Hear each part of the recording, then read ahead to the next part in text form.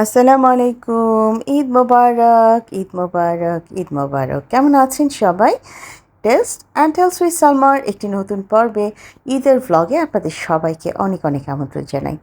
একদম পায়েস বানানো থেকে শুরু করেছি ভিডিওটা। অবশ্য এই পায়েস রান্নায় আমার ডিজিটাল বাবুর্চি অনেক বড় অবদান আছে।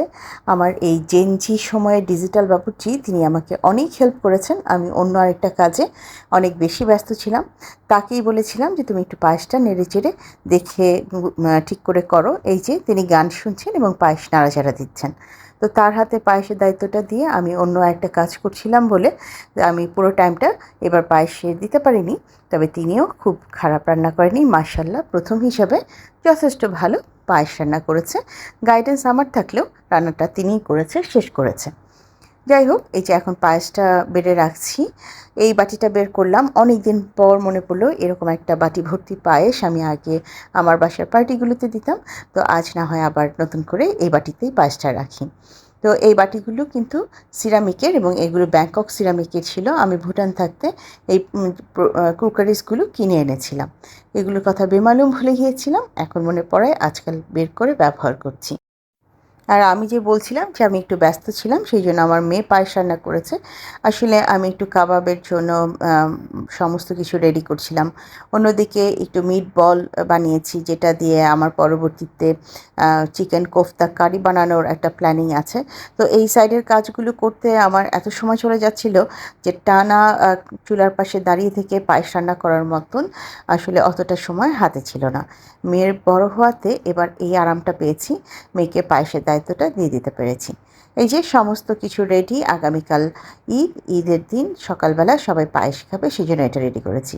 এছাড়াও আমি ঈদের দিন সকালে আরও 2-4টা ডেজার্ট করেছি, যেগুলো আসলে অফ ক্যামেরায় করা হয়েছে।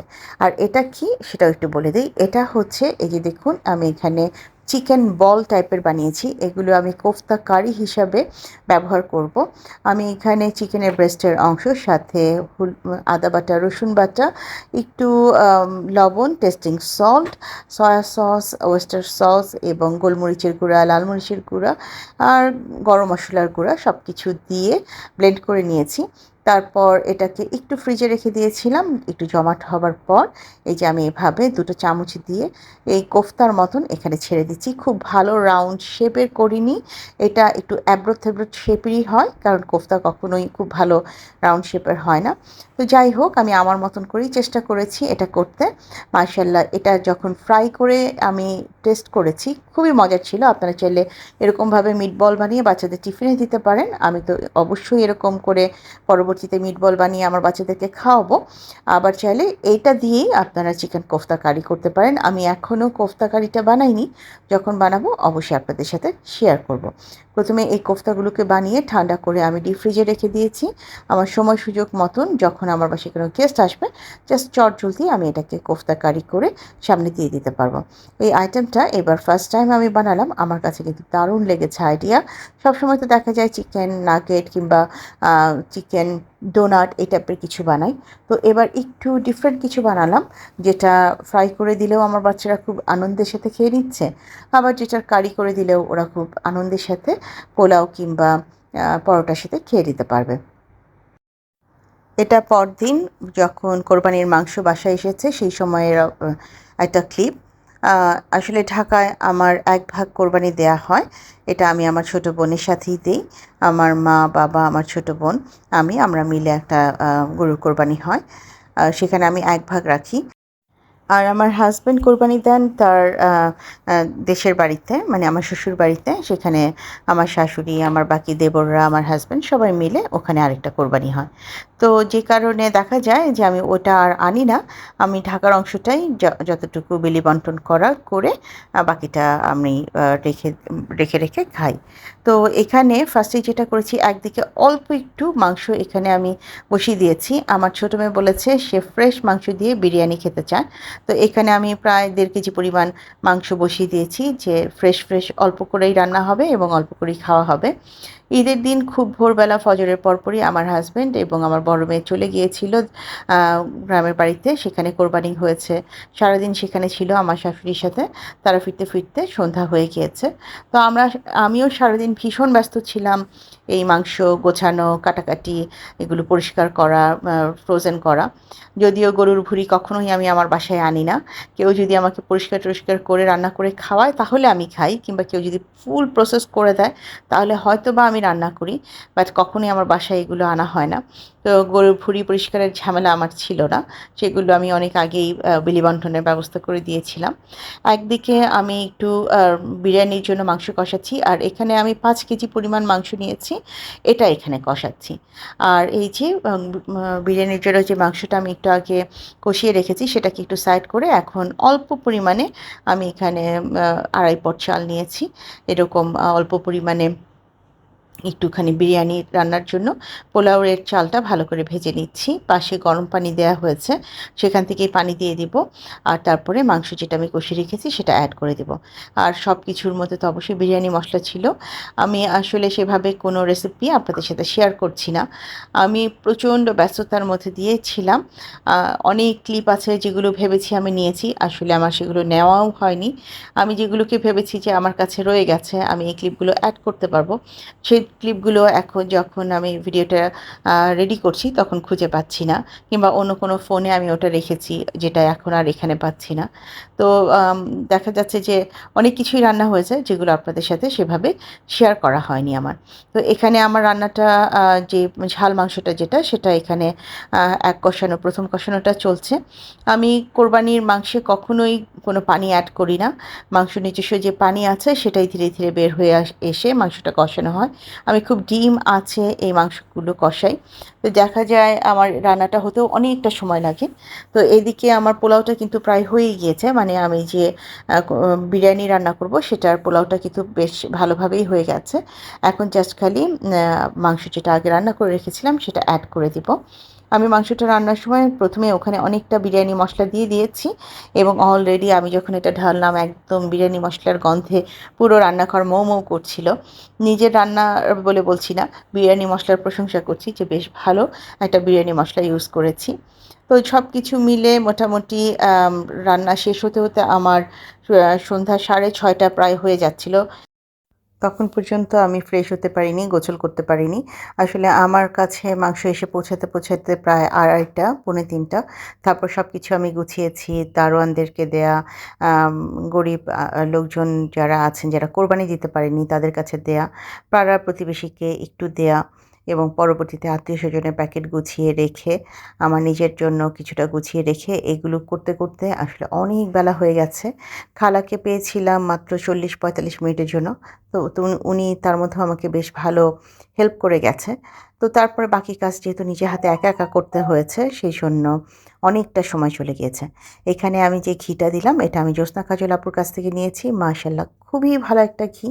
আমি আবারও আপনাদেরকে বলবো, যারা ভালো ঘি সোর্সিং করছেন যে কোথা থেকে নেবেন, কোথায় পাবেন, ইউটিউব চ্যানেল জ্যোৎস্না কাজল আপুর কাছ থেকে আপনারা এটা নিতে পারেন। সত্যি বলছি খুব ভালো একটা প্রোডাক্ট আমি পেয়েছি। তো এখানে ফাইনাল লুক, আমি মোটামুটি বিরিয়ানির সমস্ত কিছু করে ফেলেছি। উপর দিয়ে একটু মরিচ দিলাম আর বেরেস্তা চিটিয়ে দিলাম। এটাকে এখন দমে রেখে আমি টেবিলটা গোছাতে যাচ্ছি। অনেক দিন পর ভুটানের সব পুরনো জিনিসগুলো বের করছি। এটা ভুটানের ট্রেডিশনাল একটা প্রোডাক্ট। এটাতে ভুটানিজরা বিভিন্ন পানীয় সার্ভ করে থাকে। এটা আমি জাস্ট ডেকোরেশন পারপাসে এনেছি। আমার মনে হলো অনেক দিন পর একটু ভুটানের স্মৃতিটাকে সামনে তুলে আনি। রিপা দিদি যদি আমার আজকের ভিডিওটা দেখেন, আমি জানি এই জিনিসটা দেখলে আপনি বুঝতে পারবেন এখানে আপনাদের সবার অনেক বড় একটা অবদান আছে। আর আমি সত্যি বলছি, দেশে এসে আমার প্রত্যেকটা ঈদে রিপাদি, ইন্দ্রাণীদি এবং আমার সমস্ত ভুটানিজ ফ্রেন্ডদের কথা আমার খুব মনে পড়ে যায়। আমার বাসায় যে পার্টিগুলো হতো সেখানে আপনারা থাকতেন, বিভিন্ন রকম ট্রেডিশনাল জিনিসপত্র আনতেন, যেগুলো দেখে আমার খুব ভালো লাগতো। এই গ্লাসগুলো খুব শখ করে ভুটান থেকেই কিনেছিলাম, অনেকটা যুদ্ধ করে কিনেছিলাম। হাজব্যান্ড বারবার বলছিল, আরে এগুলো অ্যাভেলেবেল আছে, নিতে পারবে, নিও। কিন্তু আমার খুব মন লেগে গিয়েছিল, চোখে নজরে কেড়েছিল। সেই জন্য অনেকটা রাগে ক্ষোভে জেদ করে হলেও গ্লাসগুলো কিনে এনেছিলাম। ওর আসলে ভয় ছিল যেটা যে এত কুকারিস আমি বাংলাদেশে নিয়ে আসবো, যদি ভেঙে যায়, যদি নষ্ট হয়, তখন তো আবার আরেক দফা মন খারাপ হবে। যাই হোক, আলহামদুলিল্লাহ জিনিসগুলো আমি সহি সালামতে দেশে আনতে পেরেছি। অনেক দিন পর সব নতুন জিনিস দিয়ে টেবিলটা একটু ডেকোরেট করে, সবচাইতে বড় কথা আমার প্রিয় মানুষদের বিভিন্ন রকম জিনিস দিয়ে, আজকে আমার এখানে যে টেবিল ডেকোরেশন হচ্ছে, এখানে আমার সব প্রিয় মানুষদের জিনিস দিয়ে আমি আমার টেবিলটা ডেকোরেট করেছি। তো এই যে আস্তে টেবিলে খাবার আনা শুরু করলাম। প্রথমেই সার্ভ করলাম বিরিয়ানি এটা। তো বিরিয়ানিটা এখানে দেওয়ার পরপরই আমার হাসব্যান্ডের হাতে ফোন ছিল। সে বলল, "বাহ! খুবই সুন্দর একটা স্মেল আসছে।" খুব দ্রুত চেষ্টা করেছি। এটা কিন্তু আমরা রাতে ডিনারের জন্য আমি সব রেডি করছিলাম। আচ্ছা, এই যে ছোট্ট সসারটা, ইয়ে যদি রিপাদি দেখে থাকেন, বারবার রিপাদির কথা বলছি। এটা কিন্তু আপনার দেয়া একটা আমার কাছে একটা ছোট্ট স্মৃতি আছে। এরকম একটা ঈদের সময় আপনি এই যে এই বড়টা এবং ছোট সসার এই দুটোর সেট আমাকে গিফট করেছিলেন ঈদ গিফট হিসাবে। আসলে মাঝে এগুলো বের করলে আপনাদের সবার কথা ভীষণভাবে আমার মনে পড়ে যায় এবং সেই সময় আমাকে হেল্প করতো আমার বীণা রয়। বীণার কথা আমার ভীষণ মনে পড়ে যায়। তারপর আমাকে সেই সময় হেল্প করতো আমার ড্রাইভার সোনাম, ওর কথাও অনেক মনে পড়ে। ঈদ মানেই ওদের সবার মাঝে একটা আনন্দের অংশ ছিল। আমার বাসার যেকোনো ফেস্টিভ পার্টিগুলোতে ওরাও খুব সুন্দর মতন এনজয় করতো। ওরা জানতো ম্যাডাম অনেক বড়সড় পার্টি করবে যেখানে ওরাও ইনভাইটেড থাকবে। তো এখন আর আগের মতন সেভাবে হয় না অনেক কিছু। কিন্তু আমি আপনাদের সবাইকে সত্যি বলছি অনেক মিস করি। খুব সাদামাটা আজকে রান্না, বিরিয়ানি, সেই সাথে একটু ঝাল মাংস। আমার বান্ধবীর দেয়া আচার আর সেগুলো সার্ভ করেছি আমার প্রিয়জন দিদির সসারগুলোতে। এই তো এই। আমি বারবার বলছি আমার আজকের টেবিল ডেকোরেশনটা আপনারা অনেক কিছু নতুন দেখছেন, এগুলো আসলে নতুন না। এগুলো আমার আরও ২-২.৫ বছর আগে কেনা, যেগুলো আমি নতুন করে বের করছি। দেশে এসে অনেক কিছুই আছে আমার প্রপারলি বের করা হয়নি। তো এখন আবার সেগুলো একটু করে বের করছি, যে কারণে হয়তোবা আপনাদের কাছে মনে হচ্ছে সব নতুন জিনিস। যাই হোক, টেবিলে খাবার সার্ভ করেছি, আপনারাও চলে আসবেন। এই রান্নাটা আমি নিয়েছি হেলেনাপুর কাছ থেকে। টেবিল ক্লথের গল্প তো গত পর্বেই বলেছি যে কাস্টমাইজ করে নিয়েছি আমি শারমিন আপুর কাছ থেকে। আসলে আজকে আমার টেবিল জুড়ে যা দেখছেন রান্না বাদে সবই আমার প্রিয় কেউ না কেউ আমার কারো না কারো কাছ থেকে আমি নিয়েছি কিংবা গিফট হিসাবে পেয়েছি। এগুলো অন্যরকম স্মৃতি। এই স্মৃতিগুলোই তো আসলে একটু করে আমাদের মনের মধ্যে থেকে যায়। পরবর্তীতে যেয়ে মনে পড়ে, ও আমাকে এটা দিয়েছিল, সে আমাকে ওটা দিয়েছিল। তো রাতে ঈদের রাতে ডিনার সার্ভ করা হয়ে গেছে। আপনারাও চলে আসুন। আমরা না হয় সবাই একসাথে খেতে বসি। উপর দিয়ে একটু বেরেস্তা ছিটিয়ে দিয়েছি। আর এই যে মাঝখানে যে একটা মানে ল্যাম্প টাইপের দেখছেন, এটা ভুটানের একজন ডেন্টিস্ট আমাকে গিফট করেছিল। এটা ২ টো ছিল। একটা আমার ইউনি ভেঙে ফেলেছে। এখন এই মুহূর্তে একটা আছে। আর এই যে খাবার-দাবার শেষে সার্ভ করছি ডেজার্ট। আমি একটু আগেই বলেছি আমি বিভিন্ন জনের কাছ থেকে বিভিন্ন কিছু কিনেছি। কেউ আমাকে কিছু জিনিস গিফট করেছে। আজকে সব কিছু মিলেই আমার টেবিলটা সেজে উঠছে। নতুন পুরাতন সব কিছু মিলে। এই যে আমার ডিজিটাল কন্যার ডিজিটাল রান্নাবান্না, পায়েস, আমি করেছিলাম একটু দুধ সেমাই আর সেই সাথে একটু লাচ্ছা সেমাই।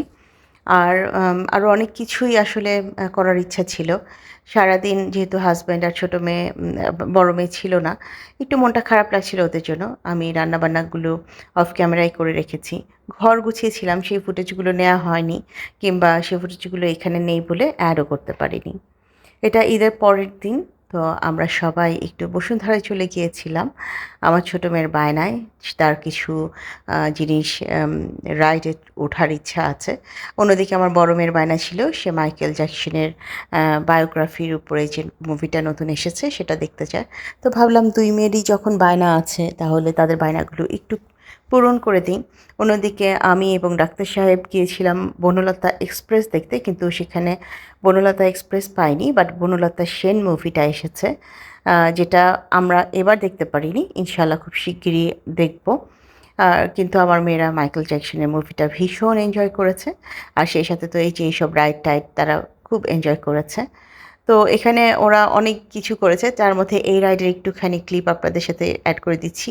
২ কন্যা ২ দিকে তারা এখন যাচ্ছে আসলে ফাইটিং জেট জেট বিমানে করে তারা ফাইটিং মুডে আছে। তো তাদের এই নড়াচড়া এসব দেখে আমি সত্যি খুব নার্ভাস হয়ে যাচ্ছিলাম যে যদি পড়ে যায় কিংবা কিছু হয়। যেভাবে মুড়ির মতন ঝাঁকাচ্ছে, যেভাবে মানে উল্টে পাল্টে দিচ্ছে, আল্লাহ মাফ করুক, মেয়েগুলো আমার সুস্থভাবে আমার হাতে আসলেই আমি খুশি। তো তারা আবার এই রাইডে চড়ে অনেক খুশি। তারা বলল যে তাদের একটা নতুন এক্সপেরিয়েন্স হয়েছে। আপনারা খালি দেখুন কি হচ্ছে আর কি না হচ্ছে তাদের সাথে। আমি ফোন ঠিক রাখবো কি, আমি আসলে ফোনে ওদেরকে ভিডিও করার চাইতেও নার্ভাস বেশি ছিলাম যে মেয়েগুলো সুস্থভাবে নেমে আসুক, তারপরেরটা পরে দেখা যাবে। তো যাই হোক, তারা তাদের মতন এনজয় করেছে, মুভি দেখেছে, আমরা আমাদের মতন ছিলাম। সব কিছু শেষে আমরা একটা সুন্দর সময় কাটিয়েছি পরিবারের ৪ জন মিলে। আর আমার হাসব্যান্ড বলছিল যে আসলে অনেক দিন পর ওদেরকে এরকম আনন্দ করতে দেখে খুব ভালো লাগছে। আসলে ঈদ মানেই তো আনন্দ। ঈদের পরদিন সকালবেলায় আমার আব্বা আম্মা চলে গিয়েছিলেন আমার দাদা বাড়িতে, যে কারণে আব্বা আম্মার সাথেও আমার সেভাবে দেখা হয়নি। নইলে ইচ্ছে ছিল ঈদের পরের দিন সারাদিন আমি আব্বা আম্মার বাসায় কাটাবো, তাদের সাথে সময় দিব। তো তারাও যেহেতু চলে গিয়েছে দাদা বাড়িতে, সেখানে আসলে কিছু করার নেই। অন্যদিকে আমার ছোটো মেয়ের আবার ২ তারিখে পরীক্ষা, তো যে কারণে আমি চাইলেও কোথাও যেতে পারছি না ঢাকার বাইরে। ওর পরীক্ষা শেষ না হওয়া পর্যন্ত আমাকে কিছুটা আটকাই পড়ে থাকতে হচ্ছে। তো এর মধ্যে দিয়েই আমাদের সময় কাটছে। যাই হোক, ওইখানে সমস্ত কিছু শেষ করে একটু কেএফসিতে চলে এসেছি। আমার মেয়ে বলছিল যে মা, কেএফসিতে নতুন কী কী এসেছে মেনু, আগে এগুলো চেক করি। তো নতুন এমন কিছু আহামরি দেখলাম না, অ্যাজ ইউজুয়াল যা আছে সেগুলোই। তো আমার মেয়ে বলছিল মা দেখো, এখান থেকেও কিন্তু আমরা খাবার সিলেক্ট করে নিতে পারি কার্ডের মাধ্যমে। তো আমরা আমাদের মতন করে আমাদের খাবার সিলেক্ট করে দিয়েছি, খাবার চলেও এসেছে। এবং আজকে এই পর্যায় থেকে আমি আপনাদের সবার কাছ থেকে বিদায় চাইছি। আমার নতুন বন্ধু, পুরনো বন্ধু, যে যেখান থেকে আমার আজকের ভিডিওটি দেখলেন, ভিডিওটি ভালো লেগে গেলে কাইন্ডলি লাইক, কমেন্ট, শেয়ার এবং সাবস্ক্রাইব করে আমাকে এগিয়ে যেতে সাহায্য করবেন। যারা প্রথমবারের মতন ভিডিওটি দেখলেন, ভিডিওটি ভালো লেগে গেলে আমার বন্ধু হয়ে আমার পাশে থেকে যেতে পারেন। ইনশাআল্লাহ আগামী পর্বে নতুন কিছু নিয়ে আবারও হাজির হব আপনাদের সামনে। সে পর্যন্ত সবাই অনেক বেশি ভালো থাকবেন, নিজেদের খেয়াল রাখবেন। আল্লাহ আপনাদের সবাইকে সর্ব অবস্থায় ভালো রাখুন, আমিন। আজ এ পর্যায় থেকেই বিদায় নিচ্ছি। আল্লাহ হাফেজ এবং আসসালামু আলাইকুম।